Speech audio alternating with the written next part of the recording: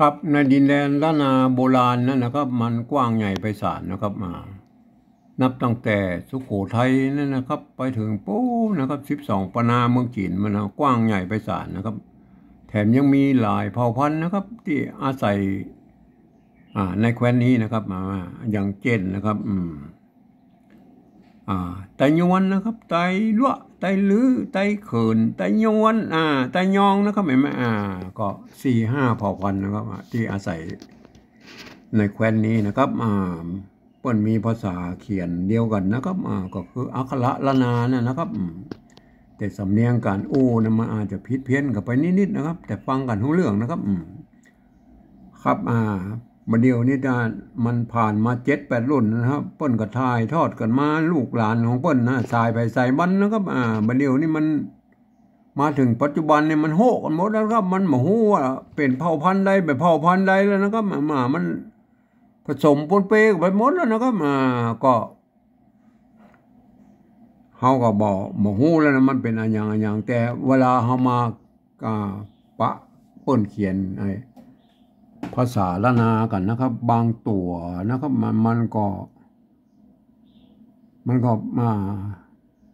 บ่ค่อยเหมือนกันนะครับบางตัวส่วนใหญ่มันก็จะเหมือนกันนะครับแต่มีบางตัวตัวอันนะครับที่มันบ่เหมือนกันนะครับเฮาลองมาวิเคราะห์เลยนะครับวันนี้จะถึงคำว่าแป๊ดนะครับอิมแป๊ดแป๊ดแป๊ดหรืออิมแป๊ดนะครับเฮามาสะกดดูเลยนะครับตามหลักภาษาละนานะครับอิมนะครับอิมนี่มันยากนะครับอิมนี่มันเหมือนกันนะครับอิมนะตัวนะครับตัวไม่กี่นะครับไม่กี่นะครับเห็นไหมอันใส่สะกดด้วยตัวหางมะนะครับหางมะนะครับใส่ไม่ย่อเข้าไปนะครับใส่ไม่ย่อเข้าไปก็อิ่มนะครับอันนี้มันได้แล้วนะเขียนเหมือนกันนะครับอิ่มนะครับมันก็เขียนเนี่ยมันอันนี้ละแต่มันจะยากตอนแป๊ดนั่นแหละครับแป๊ดมันเสียงตีนะครับปอปะแป๊ดนะครับมันก็มี2แนวทางนะครับที่จะเขียนแป๊ดนะครับก็มีไม่แกะก็ไม่แก่นะครับ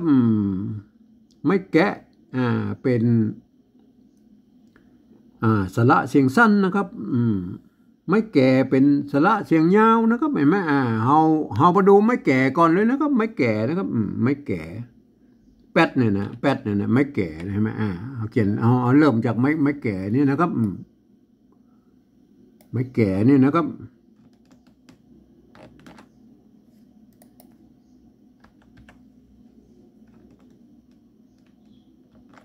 อันนี้ไม่แกะนะไม่แกะก็เดี๋ยวก็อุ้มกำนะครับเอาไม่แก่ก่อนนะครับแป๊ดอิ่มนะอิ่มแล้วก็แป๊ดนะครับแป๊ดมันเสียงตีแล้วครับแป๊ดมันเสียงตีก็ต้องใช้ตัวปะนะครับตัวปะนะครับอักษรต่ำนะครับตัวปะนะครับปะแป๊ดนะครับแป๊ดตัวสะกดด้วยตัวดะนะครับมันต้องแม่กดนะครับแม่กดนะครับสะกดด้วยตัวละแปดนะครับแปดเป็นแปดนะครับมันเสียงโทปกตินะครับแปดมันบอกแปดนะครับมันแปดได้เลยนะครับมันแปดนะครับมันแปดก็ใส่ไม่ซัดนะครับมันแน่นอนเพราะไงไม่ซัดเนี่ยนะครับไม้ซัดนี่ทำหน้าที่เป็นไม้ใจคู่เห็นไหมมันก็แปดเลยนะครับเห็นไหมแปดจากแปดเป็นแปดเห็นไหมเอาไม้ใจคู่เนี่ยมันใส่เข้าไปนะครับเป็นแป๊ดเลยนะครับไม่อันไม้ตะคูนี่มันแน่พ่องนะครับไม้สั้นเนี่ยไม่แน่พ่องมันเป็นไม้ตะคูก็ได้นะครับเป็นไม้กับก็ได้นะครับเป็นไม้สั้นก็ได้นะครับเป็นไม้โทก็ได้นะครับคือไม้ขอจ้างนะครับมันเป็นได้สปะนะครับไอ้ตัวเนี้ยมันแตนตุกกะก็ได้นะครับมันยอดพ่องอันนี้แป๊ดแล้วนะครับอิมแป๊ดนะครับอิมแป๊ดไม้แก่ใจไม่แก่นะครับเห็นไหมได้แล้วนะอิมแป๊ดนะครับอันหลังตัวหลังอิมแป๊ดใจไม่แกะนะครับใจไม่แกะไม่แกะนะครับไม่แกะใส่ตัวป้านะครับใส่ตัวป้าใส่ตัวป้ามันก็แปะนะครับอิมแปะอิมแปะนะครับก็ใส่ตัวดาเข้าไปแล้วครับสะกดด้วยตัวดาครับ ก็เป็นแป๊ดเลยนะครับอิ่มแป๊ดเห็นไหมมันต้องไปยุ่งอย่างนั้นนะมันง่ายนะไอ้เนี่ยไม่แกะเนี่ยนะครับไหมอิ่มแป๊ดนะอิ่มแป๊ดเห็นไหมอิ่มแป๊ดได้แล้วเห็นไหมตั้งหน้าก็อิ่มแป๊ดนะตั้งหลังก็อิ่มแป๊ดเห็นไหมเห็นไหมได้เขียนได้สองแบบนะครับเห็นไหมจะใช้ไม่แกะหรือไม่แก่ก็ได้นะครับก็ไม่แกะไม่แก่ไม่แก่ไม่แกะนะเนี่ยก็หลักการนาพวกก็เป็นอีนะครับเห็นไหมมันก็เขียนได้สองแบบนะครับมันง่ายนะครับง่ายแต่มันจะยากตอนที่ว่าเราจะไปขยายความเมื่อคนอื่นในหูในหานตัวเนี่ยมันยากตอนนี้นะครับก็คือภาษาละนานะมันเป็นภาษาที่มันตายไปแล้วนะครับเราจะไปขยายความคนมันเปิ้นมาหูกันนะครับแม่คนน้อยนี่หูเราจะต้องเอาภาษาอื่นๆนะครับมาปริวัตินะครับเขียนเป็นภาษาละนาเนี่ยเป็นตามเสียงสำเนียงคำอู้เนี่ยมันก็เอาภาษาอื่นๆนะครับภาษาอย่างก็ได้นะครับแต่ภาษาที่มันใกล้เคียงภาษาไทยภาษาละนาที่สุดก็คือภาษาไทยนะครับภาษาไทยนะครับ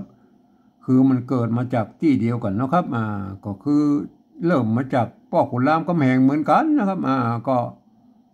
ก็แยกสายไปต่ออันนะครับเขาก็ยืมมาภาษาไทยมาเขียนนะครับประเดี๋ยวนี้มันก็กฎเกณฑ์มันก็ผิดเพี้ยนกันไปนิดๆหน่อยๆนะครับมันก็ว่ากันไปนะครับทีนี้การที่จะเอามานั่นเราต้องมีอย่างยึดโยงนะครับผมเองนะผมใจหลักการของข้อตกลงนะครับของสภาวัฒนธรรมมหาวิทยาลัยเชียงใหม่นะครับป้นตกลงไว้เมื่อปลายปี28นะครับเปิ้นตกลงไว้ว่านะการเอาภาษาไทยมาปฏิวัติเป็นภาษาละนานั่นกระทำได้อยู่3แบบนะครับ3แบบคือแบบที่1นะครับเปิ้นจะเอาไว้ใช้เขียนลักษิลาจารึกหรือเอกสารสำคัญในโบราณนะครับอันนี้หามาถึงนะครับหามาถึงก็แบบ2นะครับแบบ2หลักการก็คือนะครับยืมเอาอักษรไทยนะครับมาปรับเทียบเพื่อเป็นอักขระละนานะครับแล้วก็ประกอบคำขึ้นมากับแบบภาษาไทยผสมผสานกันไปนะครับบางครั้งไม้หรือสระมันมาตรงมาตัดกันนะครับเอาแบบภาษาไทยเป็นหลักนะครับก็เขียนแบบภาษาไทยนะครับ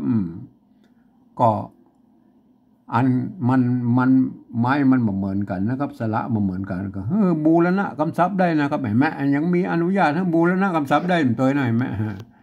ก็เวลาอ่านนะมันจะยุ่งยากหน่อยนะครับเราจะต้องเป็นคนที่รู้ภาษาละนามานะครับถึงจะอ่านได้นะครับเพราะว่ามันเราหันเป็นภาษาไทยอ่านไม่ได้แต่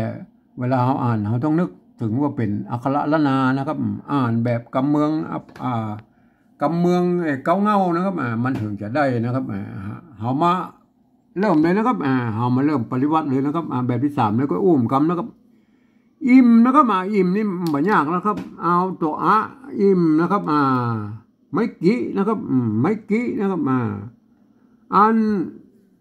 ไม่เยอะนะครับเห็นไหมข้างบนไหนไม่เยอะครับไม่เอกนั่นนะครับตัวมะห่างมะกับตัวมะอิ่มเนี่ยเหมือนกันนะได้ง่ายๆนะครับอิ่มเป็ดนะครับไม่แก่นะครับไม่แก่กับสระเอนะเห็นไหมสระเอเห็นไหมตัวป้านะครับเห็นไหมตัวป้ายืมตัวพอพานมาเป็นตัวป้านะครับตัวป้าเห็นไหมอันตัวดะนะครับเห็นไหมตัวดะอันนี้เห็นไหมเป็ดเนี่ยมันอันไม้สัตว์นี่แตนทำหน้าที่เป็นไม้ใจคู่นะครับในบริบทนี้นะครับเห็นไหมอ่านว่านะครับเราต้องดูตัวตัวมะนะครับตัวปะนะครับมันไม่ใช่ตัวพอพานนะครับตัวปะนะครับมันเนี่ยไม่แก่ตัวดะนะครับไม้สัตว์เลยไหมอ่านว่าอิมแพดนะครับอิมแพดนะครับไม่ใช่อิมแพดนะครับอิมแพดนะครับอิมแพดนะครับอันนี้ได้แล้วนะครับแบบที่1นะครับแบบที่2แล้วครับแบบที่2ก็ดูเลยนะครับอิมนะครับอิมนี่มีอย่างแล้วก็ตัวหน้านั่นแหละอิมไม่แก่นะครับไม่แก่ตัวป้านะครับยืมตัวพอพานมาตัวเด็กนะครับตัวเด็กไม่กะนะครับสระไหนมาไม่ใช่แพดะนะครับไม่ใช่อิ่มแพดะนะครับอันต้องอ่านว่าตัวนั้นตัวป้าตัวป้านะครับตัวป้าตัวดะนะครับไม่แก่นะครับ อ่านว่าอิมแปดนะครับอ่านตามหลักภาษาละนานะอิมแปดนะครับท่านจะเขียนแบบใดก็ต้องอ่านให้ได้นะครับอิมแปดนะฮะอันนี้คือแบบที่สองนะครับอันแบบที่สามนั่นนะมีหลักการอยู่ว่านะครับเปิ้นบอกนะครับว่าฟังภาษาละนาตำบลบุญนะครับเปิ้นว่าอย่างใดนะครับเฮาก็เอาภาษาละเขียนไปเยอะนะบ่พอก็ได้นะก็รับตาให้ก็ได้นะก็อิมแปดนะครับอิมไทยมันเขียนอย่างไรนะอิมเนี่ยเห็นไหมอันนี้อิมไทยนะไทยพวกเขียนแล้วอิมนะก็อิมแปดนะครับไม่แก่นะแปดแล้วมันได้ยินเสียงแปดแล้วมันต้องตอปอปาเขียนแล้วครับแปดนะครับสะกดด้วยตัวดะนะครับตัวดอเล็กนะครับอันนี้ดอเล็กนะครับอันนี้มันอิมแปดนะครับอิมแปดนะอย่าให้มันแปดได้เลยนะครับมันเสียงตีนะครับอิมแปดนะเขาจะใส่ไม่แต่คู่มันก็บอกแปดแต่ละมันบอกแปดแต่มันจะแปดแปดแต่เพราะว่าเขาก็ใส่ไม่ตีไปเลยนะครับใส่ไม่ตีไปเลยอิมแปดเนี่ยเห็นไหมตัวปอปาเนี่ยมันเป็นภาษาอันกลางในภาษาละนานะครับผันเล็กกูเสียงนะครับแป๊ดนะครับถึงแม้ว่าจะเป็นไม้แก่อันเป็นไม้เสียงตายมันก็หมายว่าเราใจละใจถึงจะพิษละกันอย่างจ้างเราอิมแป๊ดนะเขาก็ใจได้นะครับเพราะว่าเขาเป็นอย่างได้ก็ได้นะครับเขาเพราะว่าเขาเอามาเขียนยืมมืดมาเขียนนะครับไม่ใช่ลักการภาษาละนาไทย100%นะครับเอามาเขียนนะก็ต้องมีดัดแปลงนะครับถ้าบัดดัดแปลงมันเขียนไม่ได้แล้วครับภาษาไทยนะเป็นระบบ5 เสียงนะครับมันจะเขียนระบบ6 เสียงได้เลยนะครับมันไม่ได้นะครับอิมแปดนะครับเขาได้ยินตัวที่2แล้วอิมแปดนะอิมแปดนะครับอิมแปดตัวที่2ก็เขียนเหมือนกันนะครับอิมแปดเขาฟังเสียงเอาแล้วแปดเสียงไม่ตีไหมอิมแปดนะได้เลยเห็นไหมอันนี้เขียนแบบไทยนะครับอิมแปดนะอันนี้ก็อิมแปดนะอันนี้ล่ะไม่ใช่อิมแพดนะครับอิมแพดนะครับอ่านว่าอิมแพดนะครับเราต้องว่าตัวนี้เป็นตัวป้านะครับตัวป้าตัวดานะครับไม่แก่นะครับไม่สั้นนะครับอิมแพดอิมแพดนะครับอันนี้ก็ตัวป้านะครับตัวดาไม่แก่ไม่กะนะครับอิมแพดนะครับอิมแพดเห็นไหมอ่านภาษาละนาบนตำบลพวกก็เขียนได้2 แบบนะครับใหญ่ไหมอย่างเงี้ยตามหลักการที่ผมได้แนะนำไว้แล้วเมื่อกี้เนี่ยนะครับตอนต้นๆนะเปิ้ลผมอธิบายให้ว่าเรียบร้อยแล้วว่ามันเขียนได้อย่างอี้นะครับครับขอไปช่วยกันอนุรักษ์รักษากันไว้นะครับวันนี้ผมขอบรรยายเพียงแค่นี้นะครับ